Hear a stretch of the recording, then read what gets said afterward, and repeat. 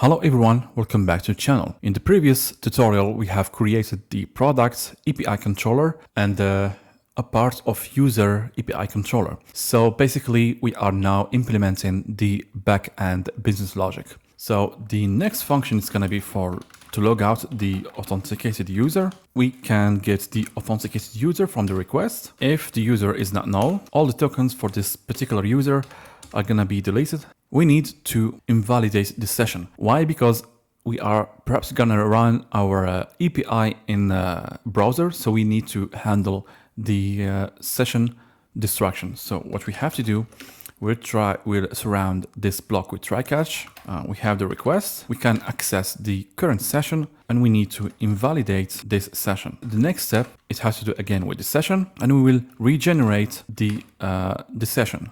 If there is any exception, we can just log this exception into the Laravel log file error, and we will put here session logout failed, and let's pass the real exception message. Again, this block, it's just for session if we are dealing with sessions in a browser, and for this block, it's going to be for the GWT token. So at the end, we'll return a response telling the client that we have successfully logged out the user. Great. If we have an exception, we need to return the message from the exception. It's going to be errors and logout error. And we are done with anything that has to do with authentication. I'm not going to create a new controller for wishlist. You can do that. Personal preference, I'm going to handle toggling the wishlist from in wishlist or not in wishlist,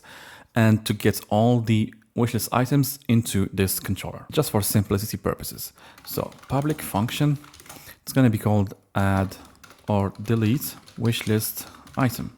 And this method is going to be, of course, protected because we're not going to add or delete some product to the wishlist if we are not authenticated. We will get the authenticated user. How to get the authenticated user? Are not passing here the request. Instead, we're going to use the auth method, and it's going to give us the authenticated user. From the authenticated user, we can get the products IDs.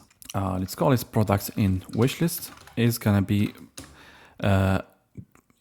retrieved by the method that we have defined previously, which is wishlist item. This is the convenience method that we have implemented before in the user model, convenient methods. It's going to be to get the products from the wishlist. Gonna do product, gonna access the ID, and we will get the first product. If we didn't find the products from the wishlist, we need to add it to the wishlist. So product wishlist equal null and otherwise. So for the first case, so we need to store the inserted wishlist ID, wishlist item ID. So let's call it wishlist item. It's going to be the newly inserted wishlist. So wishlist model, and let's do create product ID. It has to be the same as we have defined in the migration, and the user ID, which is basically to make our relationships works perfectly fine. So this is the newly created wishlist item, and we need to return some response. So the response with the same format, we need to get only the wishlist item ID, the in wishlist, just for if you want to make your API rich with information, gonna make it true because we are adding the item to wishlist, and the product detail. So as I said, for caching purposes for other clients, we need to get the product DTR or resource file. It's going to be the product, which is the detailed one, product resource, and we will pass the product. This is the response, and the status code is going to be in HTTP OK. We need to delete the wishlist item. So it's pretty simple. It's going to be wishlist from the wishlist model, and we will call where.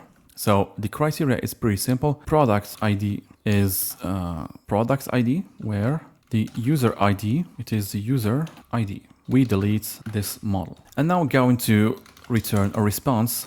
Is going to have the same structure here. So now we don't have the wishlist item.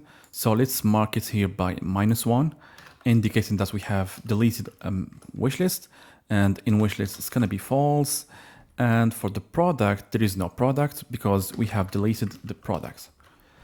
Okay, so because we won't need to cache anything in case of deleting products from the wishlist. So for the error message, it will be from our locale. So from the file errors.php, as shown here, we have unexpected error saying unexpected error occurred, please try again. So whenever there is any error in this or any exception, it's going to give us this error. You can, of course, customize this as you want, but just for simplicity purposes, I'm just going to keep it this way. In production, you should give real messages or presentable messages or user-friendly messages for that matter. The last method to get all the wishlist items for the particular user, it's going to be very simple. User, which is authenticated user from the facade auth, authenticated user, and the wishlist. I'm not going to do for this tutorial. You can do pagination, but I'm not going to. I'm going to get all the wishlist from the database user and wishlist. This wishlist function is basically the has many relationship that we have defined. With wishlist, we need to get the media when we're going to deal with the front end. So with wishlist, we need to get the products, and with the products, we need to get the media. Nested tree, I think it's 3 deep relationship. So we need to load basically another nested relationship, which is product. To access the nested relationship, we do dot and media. So the related media for this product model. And we're going to order by created at in a descending manner all the related wishlist items. So we'll return here wishlist resource, and it's going to be a collection, and we will pass the wishlist items or whatever you want to call it as a variable. So that's pretty much it for the user controller. I guess we have done everything so far. So this is the business logic for our API. So let's go to the route folder. In the routes folder, we have API and web. For the web, when we are dealing with front-end based application from Laravel, we can define our actions here and our pages here, but we're not going to care about this because we are going to use Vue.js, but we care about the API. So here we have api.php. This is where we define all the routing of API. When we call an endpoint, where to go from here, which controller are we going to use and which method we're going to use. Now, let's start from user controller. We will define, first of all, the public API endpoints, and at the end, we will use Sanctum to protect our APIs. Now, let's see how to use, first of all, the API. We will call route. We can group for a certain controller, user controller class. So it's going to be anonymous function. So login basically is a public route. So we have to allow whether it's authenticated or not to allow the user to authenticate. So we will do route. Let's define the method. So in API, we have multiple HTTP methods. So for this API, we will say, hey, we need to define the post method. And for the endpoint, it's going to be login. Define which method it's going to be executed whenever we will do a post method. So this is going to be a post method. All right. So as a second parameter, it's going to be the name of the function inside the user controller. So it's going to be called login.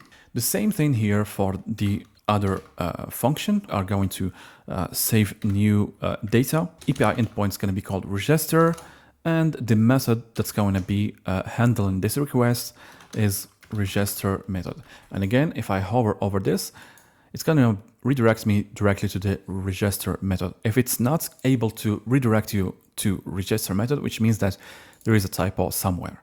Now let's move on to the products controller. Now for the products, we have multiple methods. If you can see here, if you do remember, in products controller, we have paginate, get details, suggestions, search. So it's a good idea actually to group the API calls related to the products controller. So with the same manner, controller and controller in question is going to be products controller. The first API endpoint, it's going to paginate throughout the available pages. And to make it simple, it's going to be just get request. The API endpoint's going to be product paginate. So for the second one, it's going to be a get method again, and it's going to be the product detail. So let's write it like this. So the API endpoint, it's going to be like so, host API, and instead of login, it's going to be product, and it's indicate to the consumer that we are talking about detail. Here we will put the parameter products. Laravel is pretty smart to detect which model are we talking about, because we are using product controller, and this API endpoint is going to redirect or to reference the product controller method get detail. In the parameter we have the product model, so instead of this product I need to look for its ID. So it's like saying product details dash the ID, for example 1. So that's what does mean this API endpoint. The next one, let's for the suggestions, I'm gonna do it as a post method, products slash search suggestions. The method responsible for this API endpoint is suggestions. The last method here, it's gonna be product and search post request. Responsible method is gonna be search. So those are the public endpoints. In Laravel, the middleware is a mechanism for filtering HTTP requests. Basically the HTTP request that enters our application. So this middleware, technically speaking, it sits between the request and the controllers that we have implemented before. Hence the name middleware.